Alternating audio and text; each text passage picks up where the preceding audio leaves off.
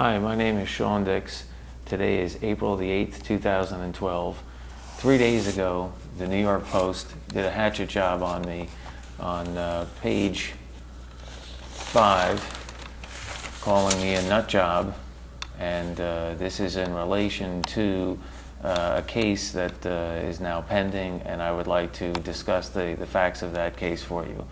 As you can see here, they took the worst possible picture they could of me, and the reporter interviewed me the day before on the 4th, coming out of the courtroom, and I was under the impression that they were sympathetic to the fact that I had been near fatally poisoned, and that these charges against me from my former dentist were false, and it would be the second set of charges that were filed.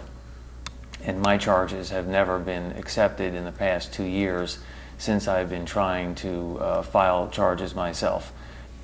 On December 21st, 2009, I went to my former dentist, Diana Deaton, for 2 routine fillings and a wisdom tooth that I had to have checked. Shortly into the procedure, somebody walked into the room behind on my left, unannounced.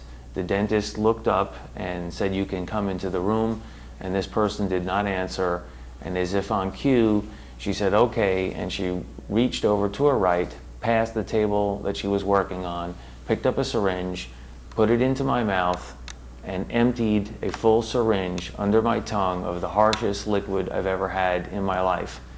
I basically froze because she had her hands in my mouth so that I couldn't move or I couldn't spit it out. She kept her hands in my mouth until the liquid had been absorbed. The assistant, Jackie, who was on my left side, was watching this whole thing. When she finally took her hands out of my mouth, I immediately leaned forward to rinse out my mouth. She then continued with the rest of the procedure, which was to finish the tooth on the left side. As the procedure was finishing up, I began to get dizzy. As I went home, I began to get dizzier and dizzier. By that evening, I got a phone call from Michelle Rosen at around 10 o'clock, and I was so dizzy and confused that I could not even hold a conversation. And I told her, I have to lie down and go to sleep. I can't finish this conversation. And I went to sleep. The next morning I woke up. I was dizzy. I was off balance. My hands were cold, my eyes were constricted to pinpoints. Even before I woke up, I had trouble breathing, which I had to turn around in my sleep to try to get better access to breathing. And when I went to the bathroom, my urine was the darkest I'd ever seen it in my entire life. So I saved it, I put it in a glass jar, and I put it in the freezer, and I went back to sleep. When I then later woke up, I began calling the dentist's office to find out why would I still be dizzy, and why would I have these symptoms and so forth. I spoke to the assistant, Jackie, who I asked her, "Do you remember that gush of fluid that went into my mouth?" And she stated that she did remember it. And I asked her, "Do you remember what that fluid was?" And she said, "I think it was just the F." She started to say something that sounded like an F, and then she stopped mid-sentence, and then she repeated, I think it was just the water." I said, "No, that was not water." And from that point moving forward, I began to ask questions. The dentist finally came into the office and called me back, began telling me that she thought maybe it was the anesthetic that I was having a reaction to, maybe it was a touch of the flu, etc. I asked her what were the products that were used, and she said Septident, which was an anesthetic, some etching gel, and she was trying to say that it could be one of these 2 things. And so I began to investigate by calling the anesthetic manufacturer and Pulp Dent, which was the etching manufacturer, and they basically told me that none of their products contained fluoride, which at that point in time I didn't even know that that's what it was. But Mary Dancer, who was the first journalist who began writing my story, when she heard the symptoms that I was experiencing, she said that this doesn't sound like the anesthetic, it doesn't sound like the etching gel. She said, ask her if she used any fluoride on you. And I immediately debated that with Mary, and I said that I told her I don't use any fluoridated toothpaste, I don't drink tap water, and I told her back in 2006 that I don't ever want any fluoride treatments or anything of that nature used on me, as I avoid fluoride. And the dentist had no problem, with that, as far as I understood, in 2006. And so there was no way in my mind that she could have used fluoride on me, and yet Mary said, well, continue to ask her, and see what she says. And so I continued to ask the dentist if she had used any fluoride, and she basically stated that no fluoride was used in the procedure at all, and that she didn't have it in her office, and that she didn't use it. Finally, on January the 6th, about 2 weeks later, she explained to me in her Freudian admission, for lack of a better word, that she had fluoride in her hand twice right before the gush of liquid went into my mouth. And as she stated that, her voice began to crack, and she realized that she had just explained to me what she did. And then she tried to retract it, and I asked her, is there any possible way that you picked up the wrong syringe, or that this was an accident? And she said, no, there was no accident. There was no way that she doesn't have fluoride, she doesn't use it, etc. And then she went on to state that she did have it in another type of pen, but it would only be used for porcelain teeth, and we weren't working on porcelain teeth, etc. And just to go back to understand how this was not malpractice or negligence, before the procedure began, she told me that she had found a tiny cavity on the inside of the lower 4 front teeth. And she made a little red mark on the computer and said she would take care of it. It's not a problem. She would just, while she was working on the rest of my mouth, she would just take care of that tiny cavity. That was her reason to be working on the inside of my mouth. Later, when the procedure was over, I went home. I was looking to see where was this work done on the inside of this lower 4 front teeth, and I couldn't find any, and I thought, wow, she must be really good. I don't see any work there. And a month later, when I went to a new dentist, Dr. Dadakashvili, he took a full wraparound set of x-rays and put the x-rays up on the wall. And I'm looking at it, and I said, do you see any work done there on the on the 4 lower front teeth? And he said, no. I said, do you see any decay? Do you see any cavities? He said, no. And so I got a copy of that x-rays, and therefore there was no work done, there was no cavities. And for those who would say, well, maybe she was just trying to bill you for something that she didn't do, and instead of it being premeditated, or a premeditated reason for being in that area of your mouth. But if that were the case, she would have billed me for it. She would have said, I'm going to bill you for this tiny cavity, and that would have been on the bill. Instead, she told me that she was going to take care of this cavity and not to worry about it, and it wasn't even there. So that tells me that she had to create a reason to be working on the inside of my mouth, which would give her the opportunity to administer that sublingual gush of fluid, which is fluid under my tongue, which turned out later to be fluoride. And I had my urine tested in several different laboratories, and the laboratory that used the most sophisticated form of measuring equipment was ion chromatography. It was Armstrong Labs in Arlington, Texas, and they found 160 to 132 milligram per liter of fluoride in my urine from the sample that was collected the morning after. The normal amount, the federal maximum contaminant level for fluoride in drinking water is 2.2 milligram per liter. So basically what should be coming out of you if you're drinking normal tap water is less than half of that, 1 or less than 1 milligram per liter. I had 160 to 132, and that number was actually later, that sample was later retested on a more sophisticated Dionex 1500 unit with Chromeleon 6.8 software at Advanced Materials Institute in Western Kentucky University, and it registered 291 milligram per liter. The known lethal limit for fluoride in urine, according to Randall C. Basalt's Chemicals and Drugs, the disposition of chemicals and drugs in man, which is in every forensic pathologist's office, is 211 milligram per liter. Most people die when they find that much fluoride in their urine. So essentially, I had 291 milligram per liter coming out of me the morning after, and it actually rose to 300 milligram per liter. And my creatinine levels from the morning after were 5,636 milligram per liter, whereas the average person's creatinine levels, according to the National Institute of Health, is 1,000 to 1,500 milligram per liter. So this was acute kidney failure. This was absolutely acute fluoride poisoning, and this was something that I witnessed as a deliberate sublingual injection right under my tongue. And I've got a board-certified toxicologist, Dr. Michael J. Norval, and he stated, this is from Dr. Michael J. Norval, PhD, DABT, who's a board-certified toxicologist for over 25 years. To whom it may concern, statement of opinion about the consequences of orally administering a mixture of fluorides to Mr. Sean Dix. This unsolicited statement is based on my objective evaluation of information that I have been made aware of that pertains to the events described below and is voluntarily provided to Mr. Sean Dix for his use in obtaining justice for the treatment described below.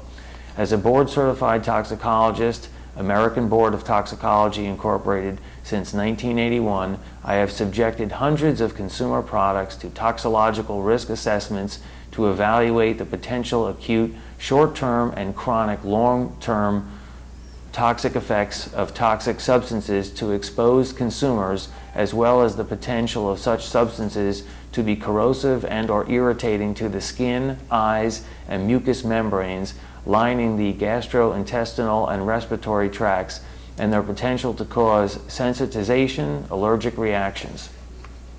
In November 2010, Mr. Dix requested that I review a package of information that he sent to me, which consisted of a detailed narrative of the events surrounding an incident that occurred on December 21st, 2009, while he was a patient in a dental office, copies of reports, records, and support documents from Armstrong Forensic Laboratory Incorporated, the Fluorosis Research and Rural Development Foundation, the Food and Drug Administration, Dr. Leo Kadigian, LabCorp, NMS Labs, PulpDent, Quest Diagnostics, and Septident were included in the submitted package.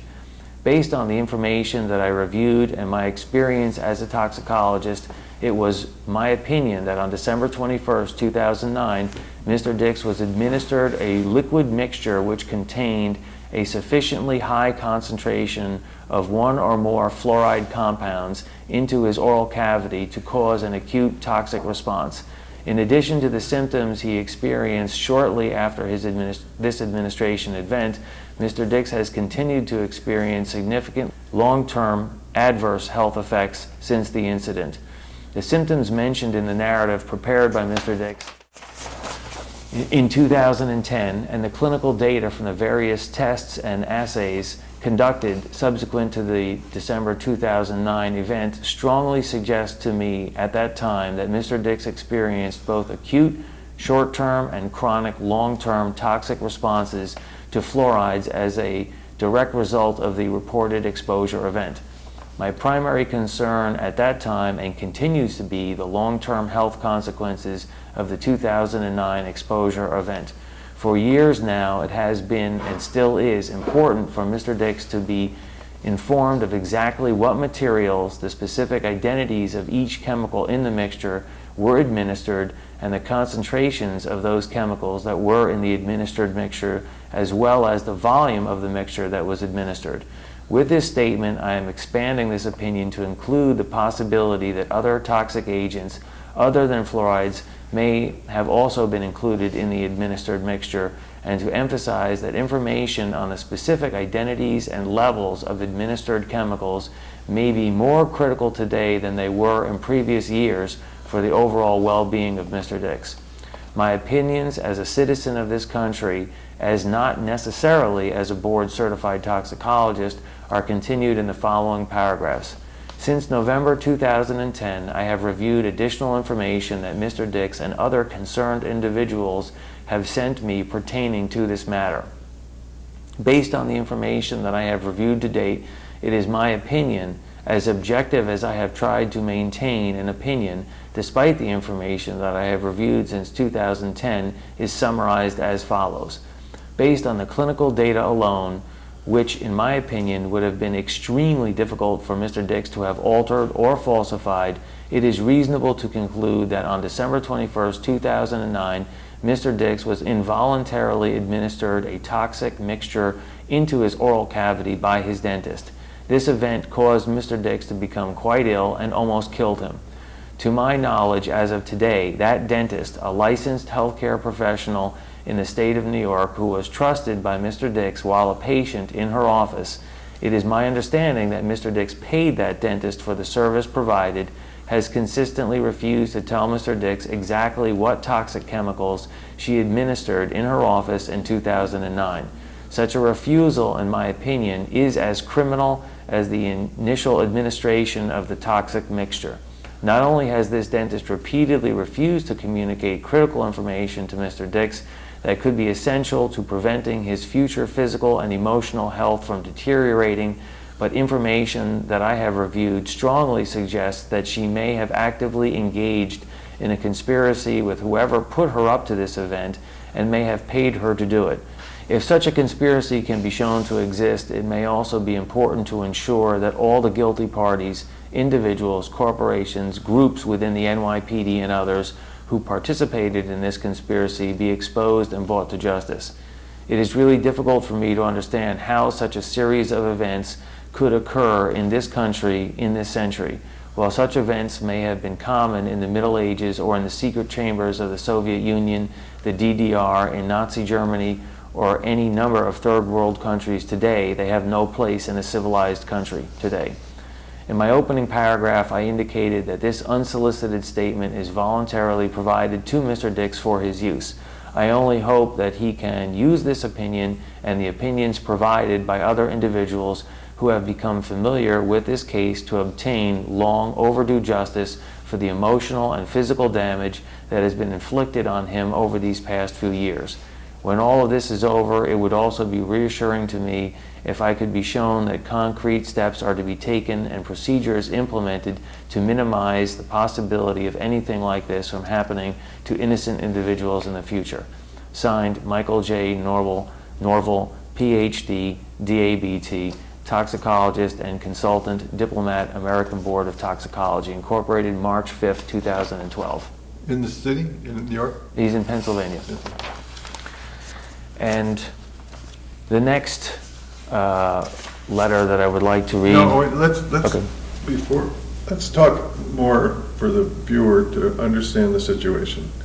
We've just had a very strong letter saying that your dentist tried to murder you.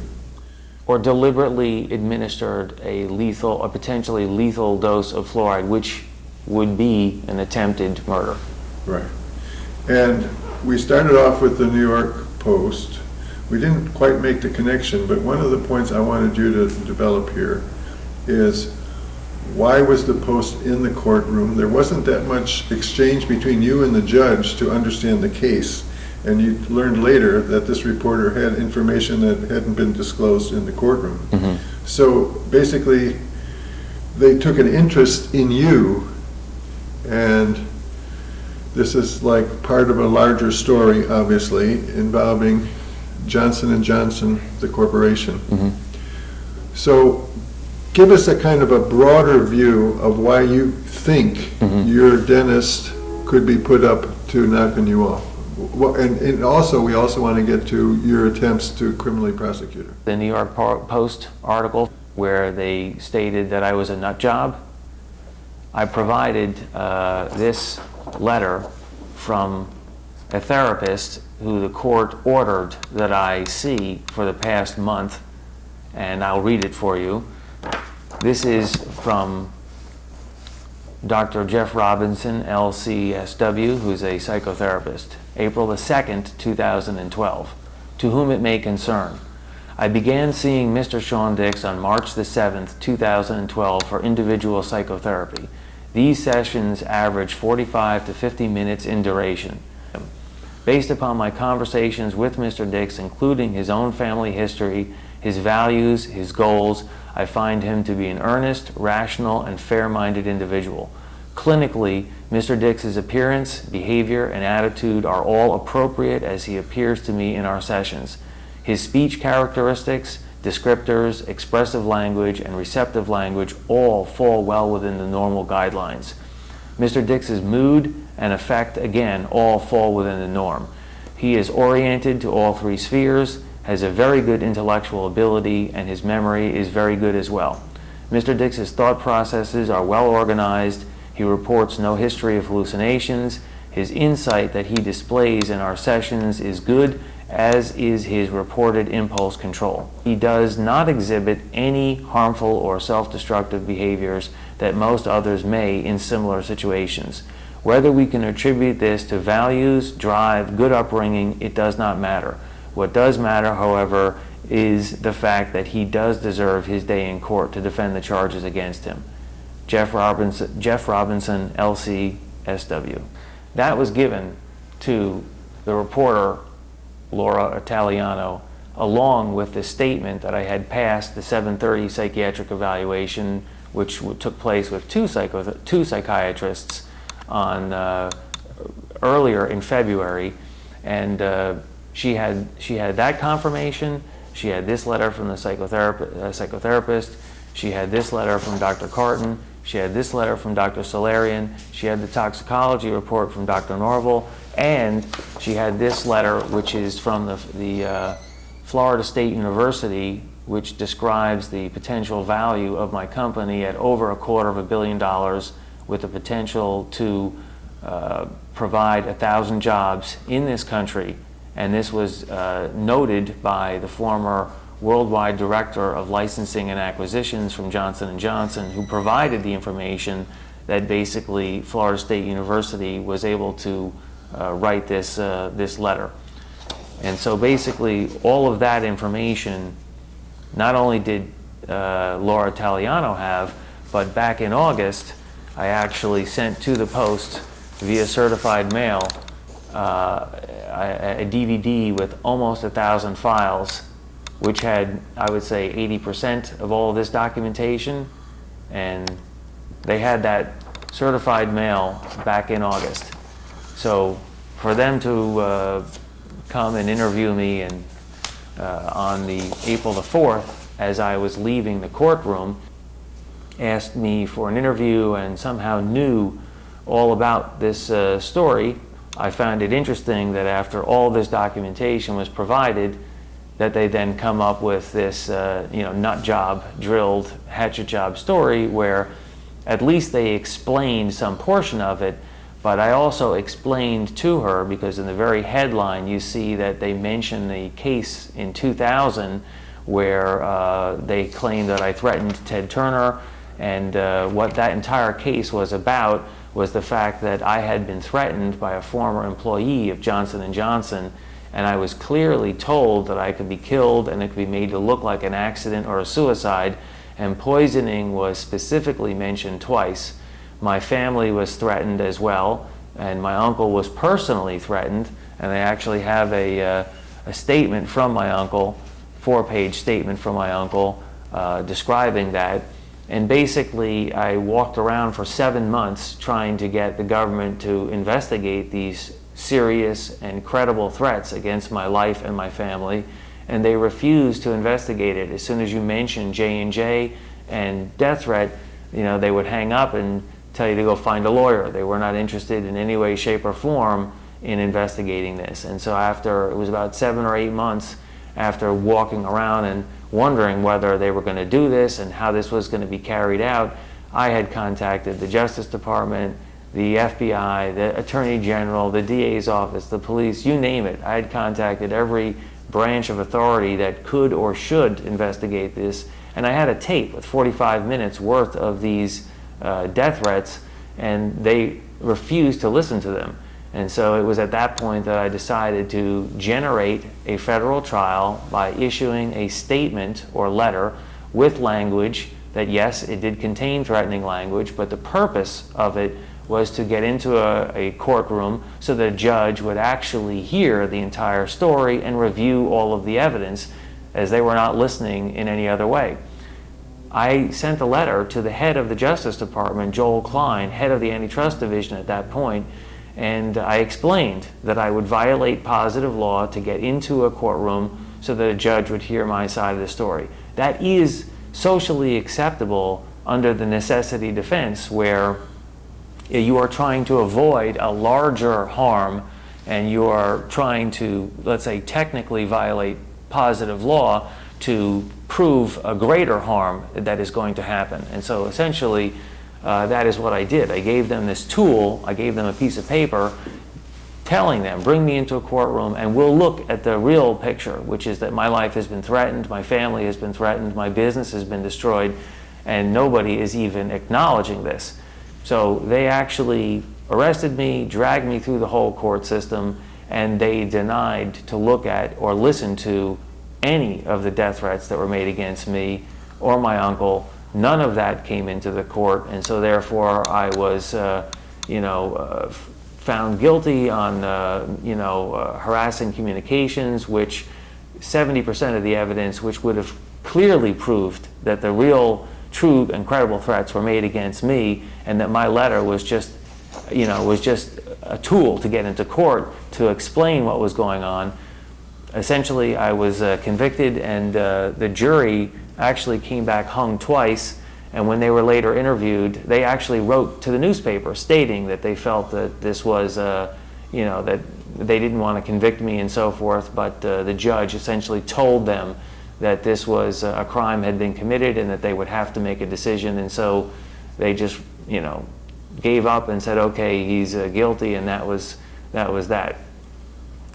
Several years later, to make a long story short, I was contacted by James Neal, who is a former military prosecutor, and he actually explained to me that he did an investigation on the federal judge, Clarence Cooper, who presided over my case, and he explained to me that he uncovered the fact that Judge Cooper had lied on his questionnaire to the Senate, and that he had actually participated in some wrongdoing with another case, Macaulay versus Macaulay, and that if this had been exposed, that he never would have become a judge, and that he could possibly be censured if it were ever investigated. So essentially, I was found guilty or rather sent to prison by a judge who should not have been a federal judge to begin with if this were known, and this letter and documentation was freely provided to me by Mr. Neal, and he was a former military judge advocate general, military prosecutor, and he had done this whole investigation and then just provided this evidence to me. I had no idea up until that point. So your interaction with the judge at the trial, every time you would try to bring this in, it was the judge's call, you couldn't do it? Well, they didn't allow me to use the necessity defense, which is your First Amendment right to basically explain your reasosoning for being there, and your defense, and your defense, period, whether the jury believes it or not, is your right. It's your First Amendment right to put forward your defense. They denied me the right to use the necessity defense, because essentially, if you explain to someone who doesn't know what the necessity defense is, it's the equivalent to walking by a building that you see on fire, and you see a child, let's say on the second floor, screaming for help, and the door is locked and there's nobody home.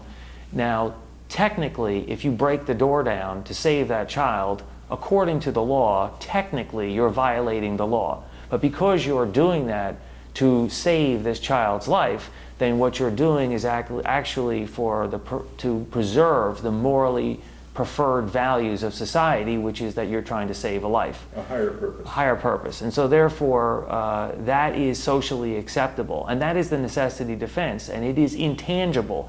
It carries across all lines, depending upon what the situation is. If the law that you're violating is not as important as that which you're trying to prevent from happening, then obviously it's justifiable. And so here you have these credible and true death threats that were made to me and my family, aside from the fact that my business was destroyed on national television. And here nobody wants to address it, and I'm walking around wondering whether this is going to happen or not. And this is truly, if you've ever had your life threatened, it's a traumatic experience. And so my letter, which contained threatening language, was explained. The tail end of it said, let us let a federal court observe the conditions that have led us to this impasse. And prior to sending that letter, I told the head of the Justice Department I was going to violate positive law to get into a courtroom to explain this. And I told the arresting detective a week before that I would be violating positive law. So they all knew this letter was coming. They all understood what this was about. And when they did come to arrest me, they were very peaceable about it and said, okay, you got your day in court. They knew what this was about, and they actually asked me to carry my own computer and so forth as they arrested me. They didn't even put the handcuffs on me. We walked out of the apartment together. This was back in 2000. And so they understood what this whole thing was about. They understood what my purpose was for, and unfortunately, I didn't get to bring any of that evidence into the trial, and so the jury had to go with the limited amount of information that they were given, and that was only my letter and the end or tail end of my letter, and the prosecutor explaining, that no matter what, this is a violation of law, sending a letter from point A to point B across state lines, period. And they basically took the intent out. They told the jury that in a specific intent crime, because that's what a threatening communication is considered, you have to prove intent. He removed intent and said that his intent is absolutely irrelevant. Wow. So basically, they actually removed the element of intent in a specific intent crime, and the jury didn't know any better. And so basically, they went along with that line of reasoning. And I said, if you can remove the burden of intent in a specific intent crime, and I lose here, and I have to appeal this, then just the very act of my sending this package of information with a letter in it from point A to point B would constitute another crime, because essentially my intent doesn't matter. And so my lawyer said, no, the judge will understand this is an appeal, and that he'll understand what you meant. And I said, well, then my intent matters.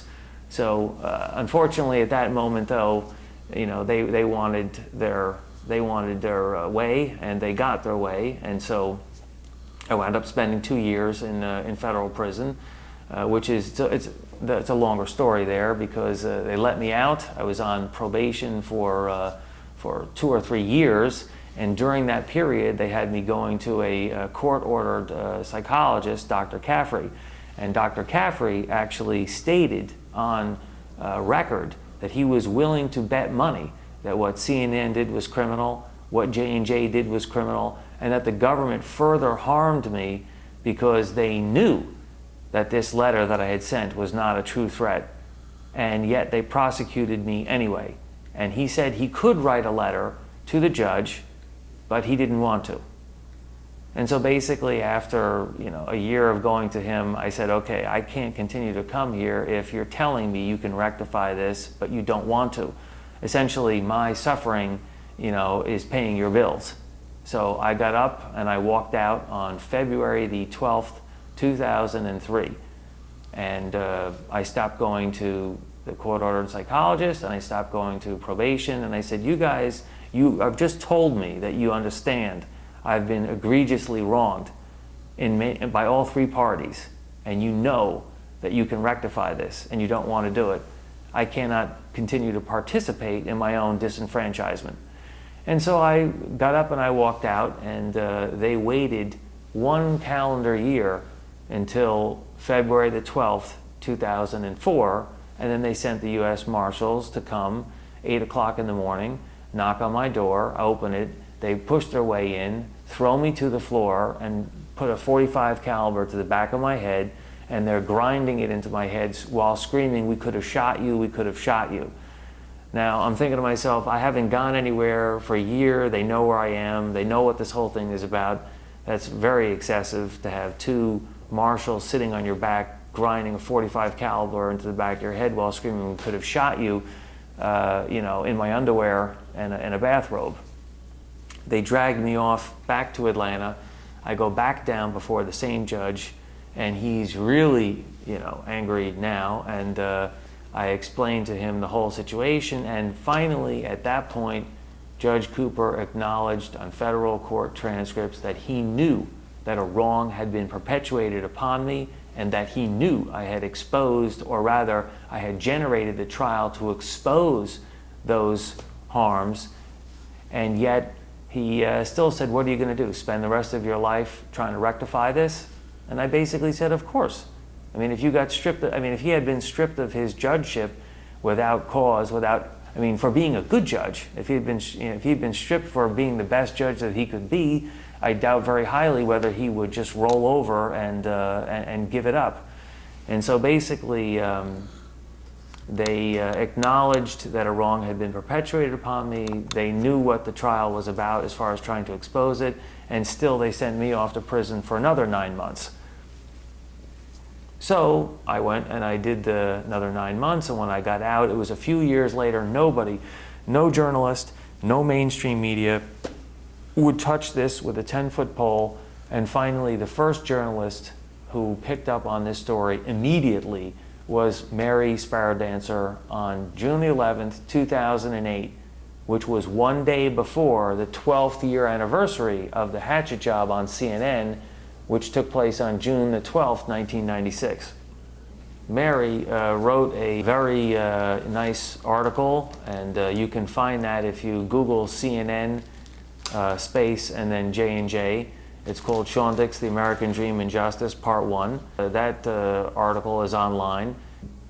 That lays out the entire beginning of this whole story. And we were actually working on Part 2 when I was near fatally poisoned on December the 21st, 2009.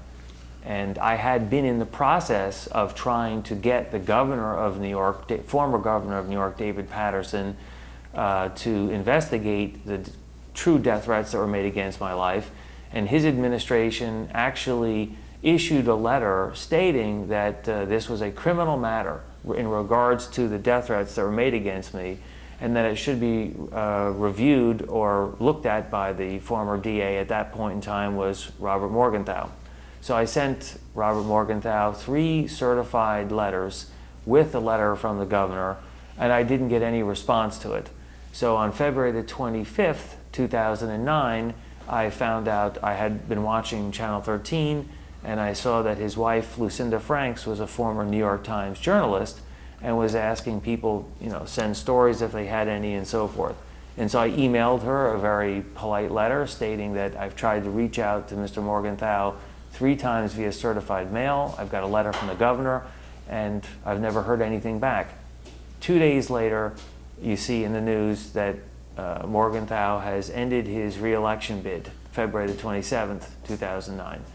And it just so happens that I have a former state Supreme Court Justice, John E.H. Stackhouse, who lives in my building on the 4th floor.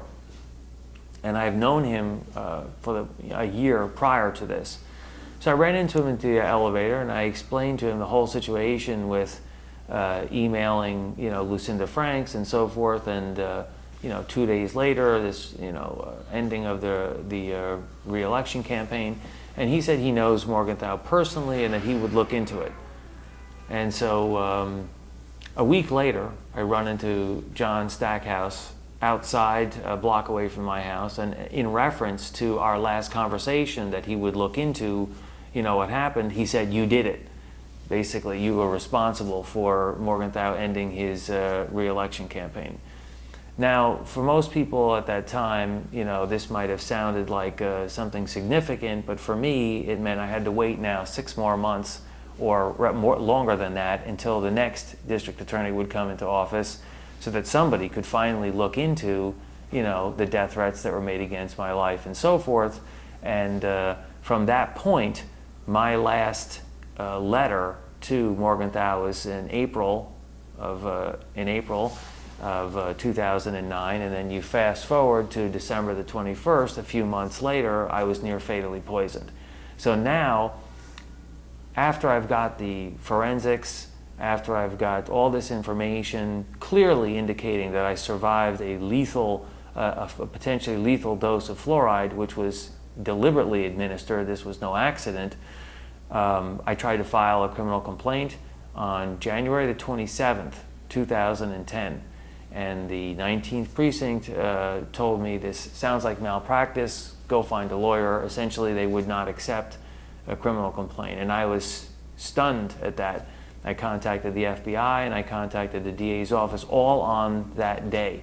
And basically nobody wanted, everyone was pushing me off to somebody else, and I felt immediately overwhelmed with that. And so I took the advice that they told me, which was to try and find an attorney who would then bring it back to them. I spoke to several malpractice attorneys, and they, upon hearing the information, said, this sounds like a criminal event, and essentially they don't, it would be backwards to try to present a criminal act in a malpractice case, and it would get taken out of that venue anyway. And so you have to find or go back to the authorities and so forth. And so basically everybody kept pushing me back and forth and back and forth, and I continued to gather more toxicology information, more urine tests, more experts and so forth, and I continued to try to go back to the police. And every time I went back to them, they basically did not want to accept my criminal complaint, which, as I understand it, is a basic right. I mean, you file a criminal complaint, they investigate it. Depending upon what they investigate, at one point there was a Village Voice article about how the police were focusing on misdemeanors instead of serious... Systematically discouraging felony complaints. Exactly. So that was a New York police policy to make our statistics look better for tourism and political careers and police careers. Right. But I would like you to get to now the destruction of your business, since it all comes down to your invention of sterile floss, and you're being challenged, or you're being challenged to Johnson & Johnson, who claimed falsely that their floss was sterile. So can you fill us in on that? Okay, so basically going back to the beginning, when I offered my floss rings and the very first truly sterilized floss to Johnson & Johnson back in 1994, I did not know that they had marketed their dental floss as sterilized and surgically clean beginning 125 years ago, and put that in print for 50 years. When I walked through the door in 1994 and I offered them the sterilized floss platform and the floss rings, I had no idea. I mean, I was clueless. I thought all dental floss was sterilized. And so what I later learned was that they had marketed their dental floss as sterilized, surgically clean, and suitable for ligatures, and that they had a false advertisement campaign that lasted for 50 years. I found 50 years worth of that advertising and how it tied directly into their sutures, which they claimed to have started their business with in 1887. And I have the entire first year of 1887, and there's no such mention of sterilized sutures or ligatures. They didn't get into that for years later. I found out a lot of information that perhaps would have been more upsetting for them, in the fact that my sterilized floss 125 years later would actually be the very first sterilized floss ever. The fact that they had put in print for 50 years that their floss was sterilized and surgically clean is something that goes right to the core of their claims about sterilization in general. They basically started to deal with me unethically as far as what they wanted to do with it, and they said that they wanted to do this huge study at Rutgers University, and they were going to spend $250,000 to do this big study, and then all of a sudden they couldn't come up with the money to do that, and they wanted me to spend the money, and they just started changing everything that they were originally starting out with would change completely. And so I said, you know what, I know I'm in over my head with these people. They are experts in contract negotiations and things like that, and I would be better off just walking away. And I said very politely, I had my lawyer issue a letter very politely, ending negotiations with them and saying that, we thank you for your time and for looking at this and so forth, but we're going to go elsewhere. J&J, I guess, was not too happy about having me walk away and end negotiations with them, and so a few months later they came back and they re-entered or tried to re-enter negotiations with me. And then I said, okay, well, if they're serious, I'll work with them if they're serious. So then shortly after re-entering negotiations with them on their request, they then abruptly ended, basically. What did it come down to, you think? Well, they were not going to change their platform, which was not sterilized, to a sterilized platform, even though they had lied about it for 50 years, stating that it was necessary and that floss must be sterilized. And it's true, because all dental floss comes into contact with the blood via compromised tissue when you floss, and so you're doing it every day, and the floss sits in your medicine chest for months, and it does build up bacteria. So it's a product that, just like a Band-Aid, I mean, you wouldn't use a Band-Aid that was opened on your foot, right? I mean, you'd throw it out. So why do you continue to use unsterilized dental floss in your mouth every single day? You don't have a choice, because it's not, no dental floss product is sterilized. So essentially, I feel that they didn't want to change the platform. They had the platform in place for 125 years, and they didn't want to change it. Therefore, they tried to get the product away from me in a way in which they could then just bury it. And I wasn't going to allow that to happen either. I was going to continue to try and bring it forward. So in other words, they could have bought you out and then just put it on the shelf. Yeah, and that does happen. It's not that does happen a lot. What they were doing, what they actually did at one point was, I got contacted by another Ingram Chodorow, who was the CEO of Plackers at that point, who contacted me stating he just got off the phone with J&J, and that he was asking me sort of questions on what I would accept, and if they would buy, say, 50 million pairs at 5 cents a piece, would I go for that?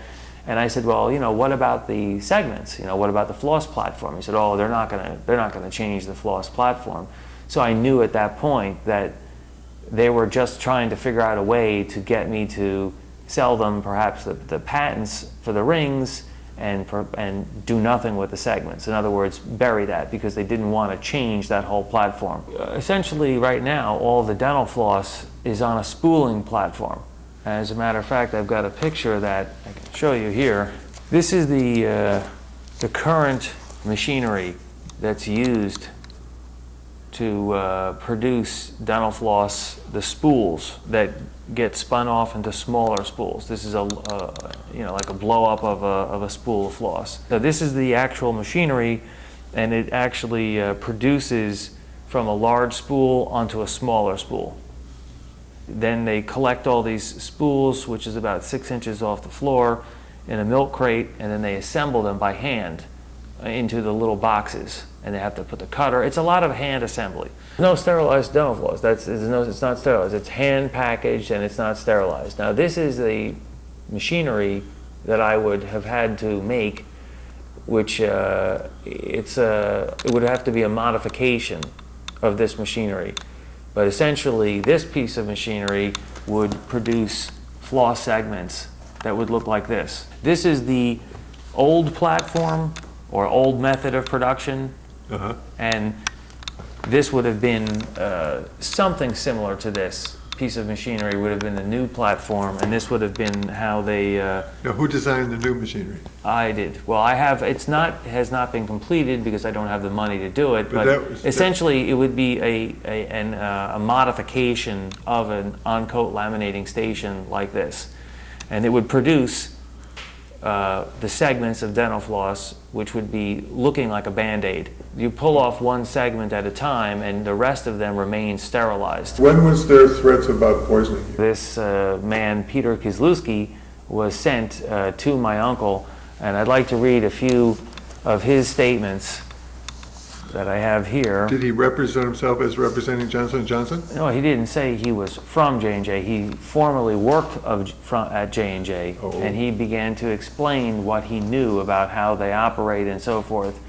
And I want to read to you, this is a few statements that he... But it was obvious to you that he was sent by J&J? Well, my uncle explained to me, he met my uncle first. He went to my uncle's bakery. He has the Whole Earth Bakery and Kitchen on 8th Street, in between First Avenue and Avenue A.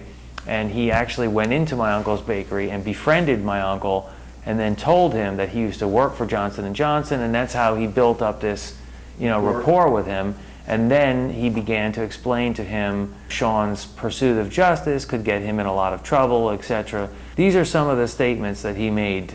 This is Peter Kozlowski explaining to my uncle, Peter Silvestri. He said that you don't cross swords with these guys. They can make things happen. He was slowly rocking back and forth, and he said, you threaten their business and they will react. They can kill people and get away with it. He said those guys were capable of doing this.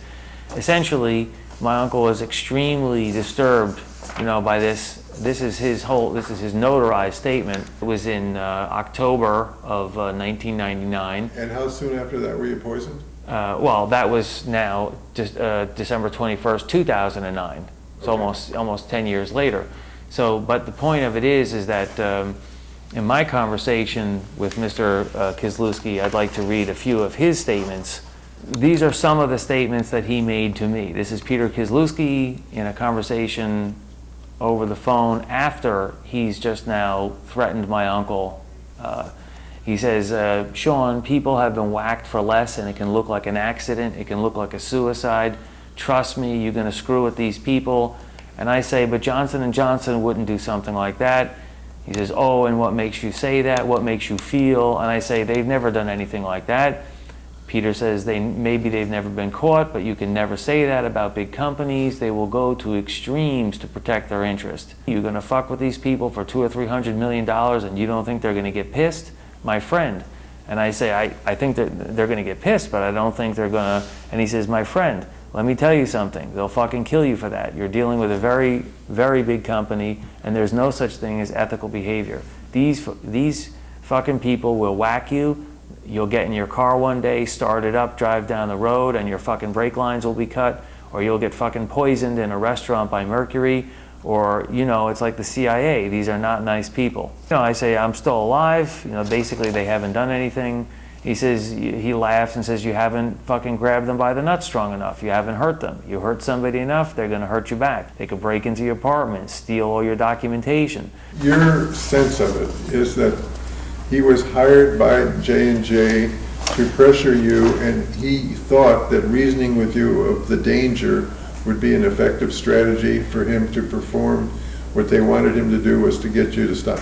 Right. Well, they would have, this guy coming here, if he was a former employee, with the statements that he made, which were threatening, clearly threatening, was, to me, a little bit too invested than just somebody who was a, quote, disgruntled employee, or somebody who was just trying to give me their worldly advice. He was trying to befriend me and my uncle in order to get close enough to intimidate, and through his, quote, knowledge of what they do and what they have done, to deter me from pursuing justice by stating how many ways I could be killed, and it could be made to look like an accident or a suicide. And he continued to say that you can be poisoned, they can give you AIDS, they can put a botulism into your food.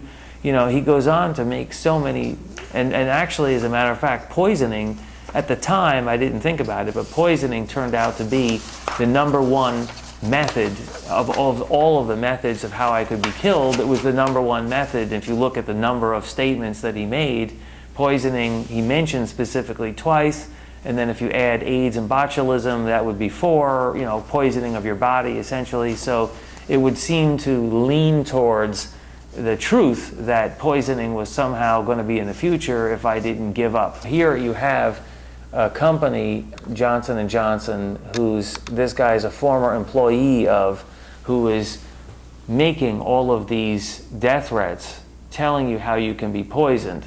Nobody else in my life has ever threatened me with being poisoned and et cetera, and murdered, and having it made to look like an accident or a suicide.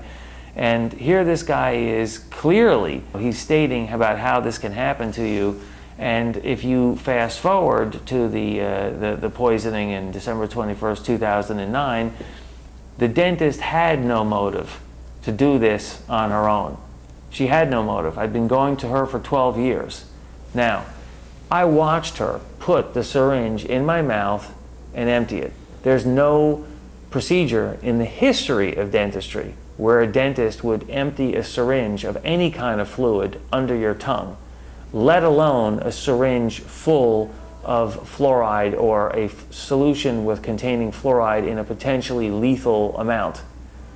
On top of which, you go back to the tiny cavity that was supposedly in the front of my teeth that she was going to take care of without even charging me, and you realize that she had to have a reason to be there. And the additional person who came in unannounced, who I never know who that person was, and as if on cue, right after that person entered the room, she then picked up the syringe, put it into my mouth, and emptied it. So then you look at all of the false statements, the false complaint to Septodont, the false complaint to the FDA. The first false criminal complaint, which we didn't even get into, was on April the 29th, 2010. I hadn't spoken to her since January of 2010, and our last email was, her last email to me was saying that, you know, at this point we'll talk through our lawyers. She didn't want to discuss this any further. After asking me to provide all this information, I gave her all the urine tests, I gave her all the information that this clearly indicates that I was poisoned, and then she basically ended communication and said, we'll talk through my lawyer at this point. And I said, fine. You know, that was in January the 23rd was her last email. So from January the 23rd, I waited, and I never got any lawyer contact information. So I waited until April of 2010, April 27th, and I called and I asked for the lawyer's contact information, and they said she would get back in touch with me, and I waited another day. I didn't hear anything, so I called to follow up on April the 29th. She waits, puts me on hold for 20 minutes, and then gets on the phone with immediately saying, stop harassing us. I don't know what you're talking about. You're crazy. And I said, listen, I've got 132 milligram per liter of fluoride. I've got all this information, etc. How are you just going to completely dismiss this? And, you know, we're talking over each other, but she's threatening me, telling me she's hired a detective and so forth. And I'm just trying to get the lawyer's information. This is a very short conversation. It's only, you know, 2 minutes or so, and I have it recorded. There are no such threats being made from me. And so, you know, she hangs up the phone and threatens me with the next call you're going to get is from a detective. And, you know, I said, fine, at least I'll get to speak to somebody, you know, at some point. So I followed up with an email, and I think I even have a copy. This is the email from my follow-up after the phone conversation. And this is to Deedon. I say, I look forward to speaking with your lawyer / detective or both. I want to know exactly what kind of fluoride you poisoned me with. I was in a stupor for 17 days after having 2 minor surface fillings done by you on December 21st, 2009, and I am still having complications 4 months later. On January 12, 2010, and your hygienist expressed concern for my health, stating that we love our patients and asked me to let her know when the urine test results came back, and I did. As you know, they came back with 132 milligram per liter of fluoride in my urine from the morning after. There is not one single toxicologist in this country that you could find or that you could try and find that would defend 132 milligram per liter of fluoride after 2 minor surface fillings as being anything other than acute fluoride poisoning. That is a fact. So please do forward my contact information to your lawyer and detective, as I'm sure they will have a few questions for you when we put all the facts on the table. I look forward to this discussion. That's my last email to her, okay? And that was April the 29th. There's nothing harassing, there's nothing threatening. She then filed on that day, April the 29th, she filed a false criminal complaint stating that I threatened her life. Now, that's a very serious false criminal complaint, and they did not follow up with that. Here's a copy of it. They did not follow up with that, well, from April the 29th until September Okay. Yeah. 1st.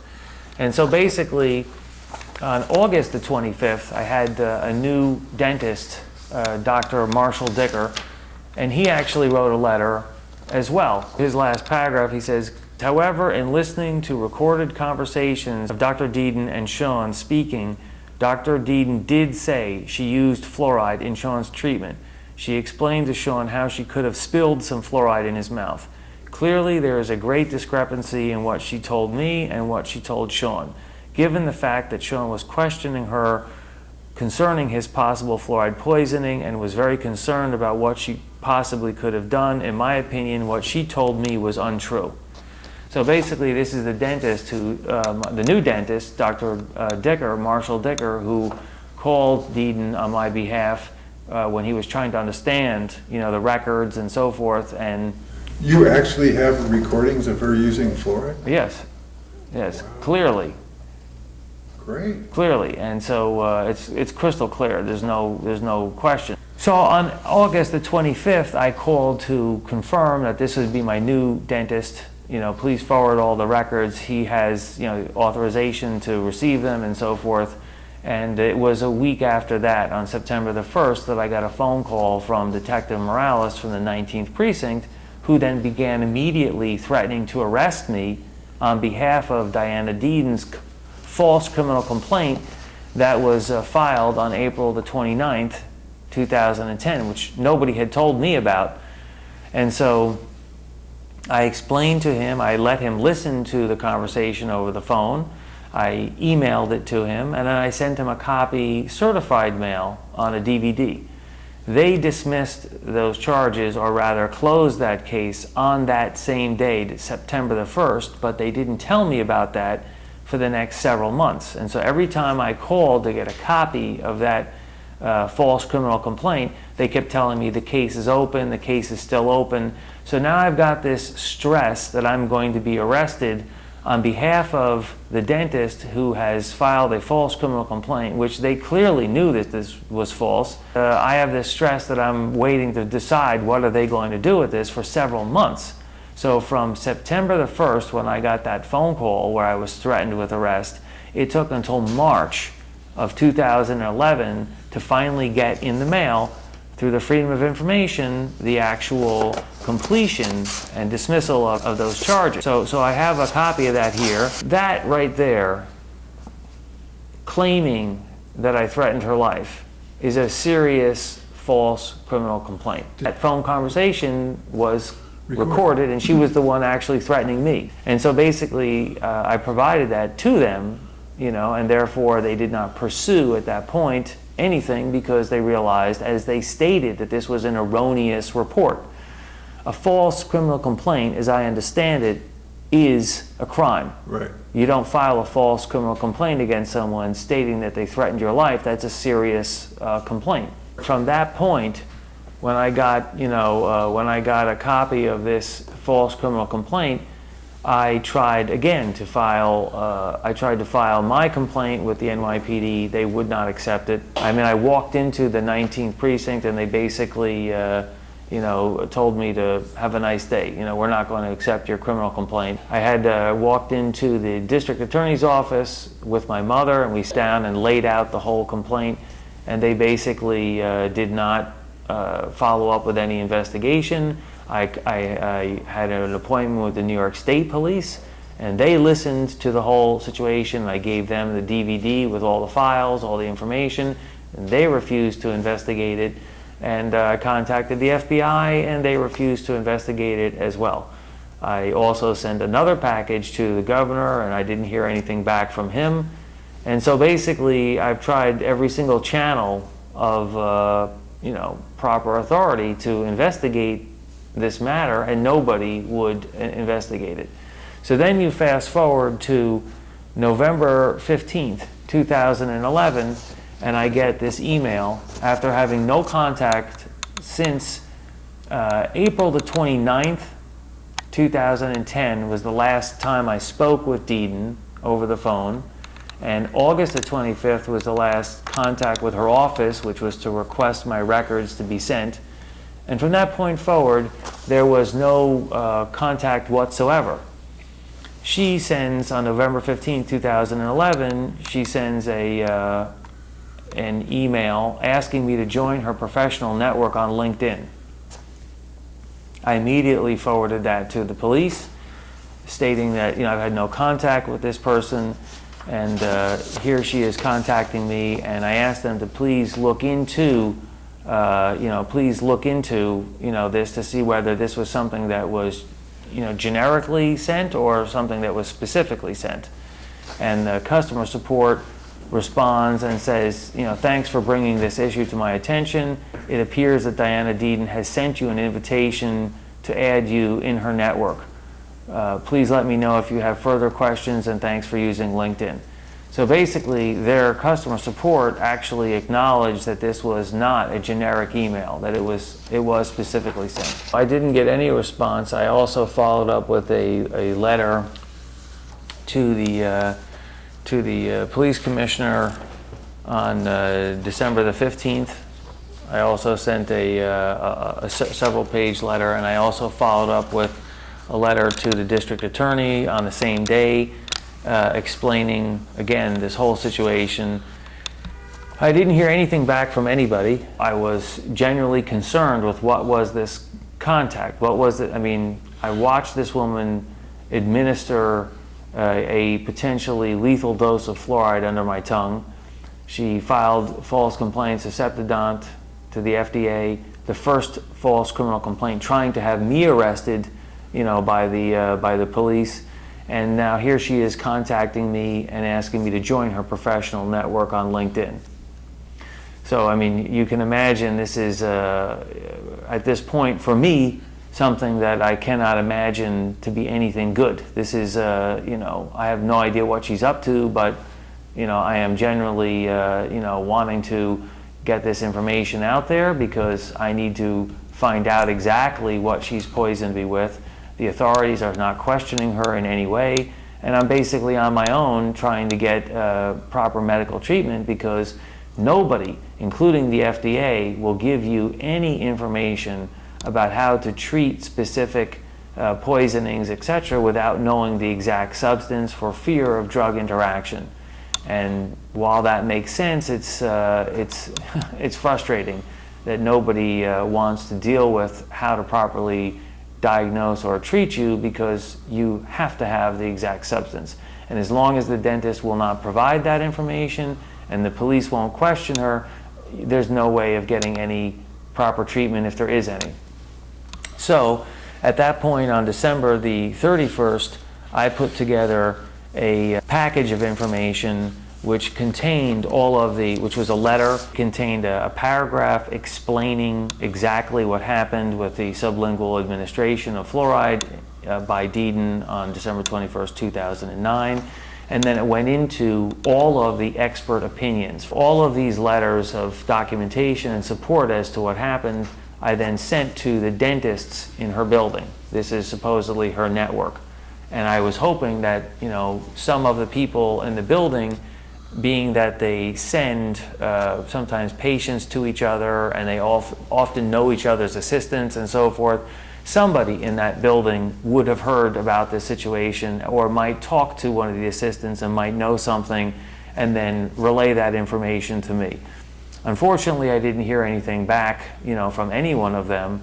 And so I sent the exact same package of information to her neighbors in her co-op out in New Jersey, hoping that, sometimes neighbors, know more than they should about their neighbors, but you never know. They may have overheard an argument or a discussion and so forth. The law community is not doing anything on my behalf. My teeth are destroyed.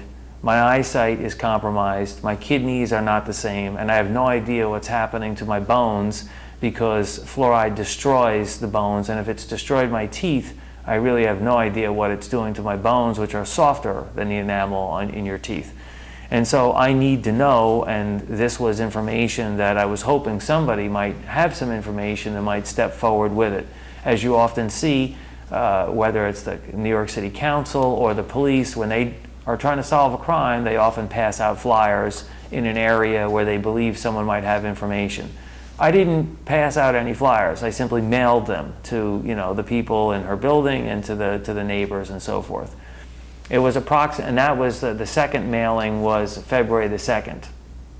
On February the 8th, two detectives from the 19th precinct, Detective Droz and Detective Rodriguez, show up at my door, and they said that we're here to speak to you about Diana Deedon. And I was, at that point, you can imagine, I'm very upset. It's now 2 years that I've been trying to file a criminal complaint. I've been trying to get somebody to listen. My health is deteriorating, and I have no response from anyone in the law enforcement community.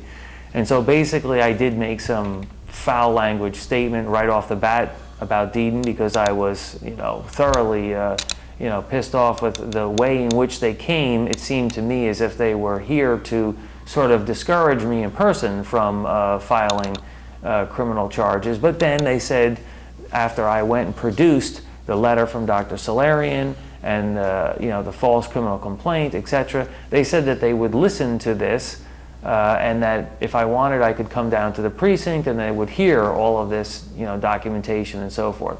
And so I felt that finally, maybe they were, who knows, maybe they would be debating about what happened, but we would get to go over the facts. I would get to file my complaint, and they would finally investigate it.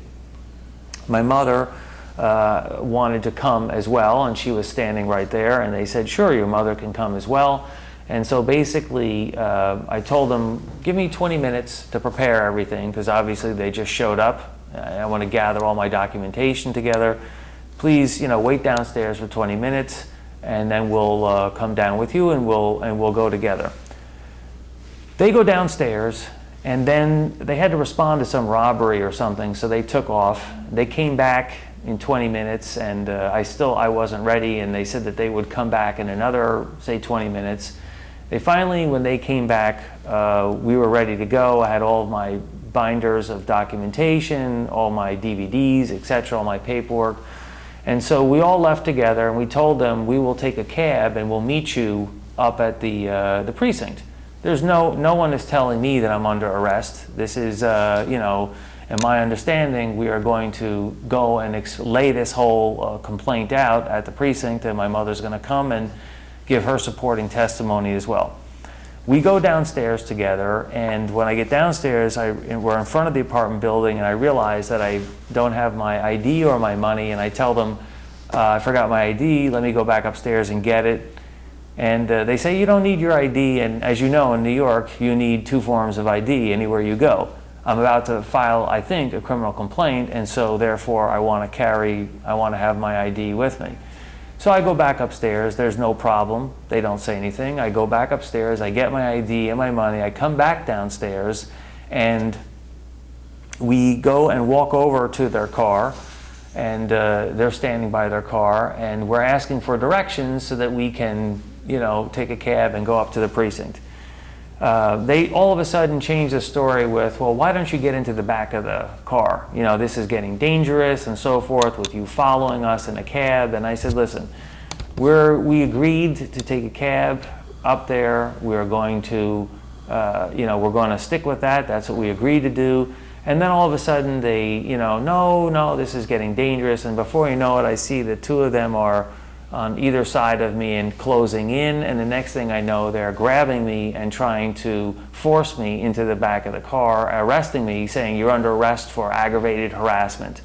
Now, I am absolutely, at this point, horrified that I am now being arrested on behalf of the woman who almost ended my life, and it is by 2 police officers who are detectives who are basically not there to take my criminal complaint. And I have absolutely no idea, considering that last year I was threatened by another detective, Detective Morales, and that was dismissed. And now here they are, and they're actually physically, forcibly arresting me. And I'm still, I have chronic fatigue. I'm still exhausted from this poisoning. And they're just, trying to push me into this car. And I start screaming, call 911 to get real police officers, in my opinion, somebody there who might actually understand what's going on or see how wrong this is. We've just agreed to come with them under the pretense that we're going to be able to file a criminal complaint, and next thing I know, they're arresting me in the middle of the street in front of my apartment. And so I was holding both of their ties, at that moment, because it was a knee-jerk reaction to being forced into a car on behalf of someone who I watched almost end my life. And so we get up to the precinct, and How did they handle your ties, grabbing their ties? well, they forcibly pushed me into the car, and police showed up out of nowhere all of a sudden. And so when I saw that there was enough people here to document what was going on, I then cooperated, and I allowed myself to be handcuffed, and and I was put into the car. And then the statements that they made, were inaccurate. They were not statements that I made, but then at the next morning at the arraignment, those were the statements that were taken, out of context, which I don't have a copy of in front of me, but they took the statements out of context, and they the public defender used those statements that were given to her by the district attorney and used that to order a 7:30 psychiatric evaluation, which is something that typically the judge would do, not your lawyer. So basically she ordered this, and it was either that or $10,000 cash bail on the spot. And we didn't, who has $10,000 cash on the spot like that? And so they remanded me and sent me off to Rikers Island, where I was then put in a psychiatric ward for 16 days. Now this is unheard of. I mean, I've never had any psychiatric, problems or any treatment or any drugs or anything of that nature, and they put me in a psychiatric ward for 16 days, where they tried to give me Risperidol. They tried to give me a psychotropic drug, or rather offered it to me, and I had the right to refuse it. And so, I don't take medications of any kind, and so I refused it and so forth. And I took the 7:30 evaluation. I passed it. I've got both copies of that from the two psychiatrists who said that I was, competent and, ready for trial and so forth. And I made bail on the 23rd. We had a bail hearing. I made bail, and I got out. And it wasn't $10,000 anymore? They reduced it to $5,000, and then I was out, out on bail. And then it was a week later or so, on March the 9th, when all of a sudden on a Friday at 8 o'clock, the police and the DA's office show up with six police officers and people from the DA's office with a search warrant on a misdemeanor. Now, this whole charge is a misdemeanor, considered harassment and stalking. And I don't know where they got stalking from, because I haven't seen Diana Deedon in 2 years, since the day she poisoned me. But in any case, they show up and they take all my computers, my hard drives, my scanner, everything. They just basically clean out all of my computer equipment, which several lawyers have said they've never even heard of that in 30 years, of a search and seizure being performed on a misdemeanor. And so in any case, they took all of my equipment, and I have been trying to find a good criminal attorney. And so far, the attorneys that I did have promised that they would read at least one sentence at the last hearing, at least one sentence, which was, in my opinion, the statement of Dr. Solarian, that he was 90% confident that Diana Deedon had designed a complex murder. I wanted him to read that one statement, and he refused. After he promised to read that, he then didn't read it at all. And I realized if I cannot have an attorney who promises to read a statement on my behalf, even read one sentence, I cannot move forward with this, attorney. Reading it to himself or no, out loud? to the judge. Right. And I mean, the district attorney was reading all kinds of defamatory statements, and they were inaccurate. I wanted him to read one sentence, which would explain what was happening here. What was his rap like? Was that a good rap? He had no explanation for it. He promised he would read it, and then when we got there, he didn't. And how was his general defense of you? How did it go? What did he say? Anything clever? No. He basically just went along with what else the other guys were saying. Right, and it kind of I didn't feel I was being defended at all, and I realized I had to end this. If I'm going to go to trial on behalf of someone who almost murdered me and try to defend myself against baseless charges, at least I want to have the opportunity to speak and to present the facts. And so I relieved him of counsel, but I did not know that you have to do that in the court. In other words, you can tell the judge, you can tell the lawyer that you're fired, I don't want to work with you anymore, but the judge actually has to release them. I didn't know that, and the lawyer, his partner, told me that they were both released from my counsel, so I didn't know. So on April the 4th, when I had to go for the hearing, which would be the first hearing, I showed up by myself, expecting to be able to represent myself, and not knowing that this other lawyer had to come. Now, he knew that. I didn't know that. He didn't show up. So I waited for the entire day, and I listened to the judge, and the judge sounded fair. She was explaining to the various people that came before about what their rights are and so forth. And so when I finally got to speak, it was the end of the day. I just basically explained, I was here to defend myself. I've relieved the other counsel. She explained to me that she has to do that in person, and I said okay. And so we reset a date for the 13th, Friday the 13th. I gave her a copy of the letter from the psychotherapist, Jeff Robinson, who, had prepared that letter. She read it, and I gave a copy to the DA. They wanted to have follow-up with that every time I go. They wanted to have a notation.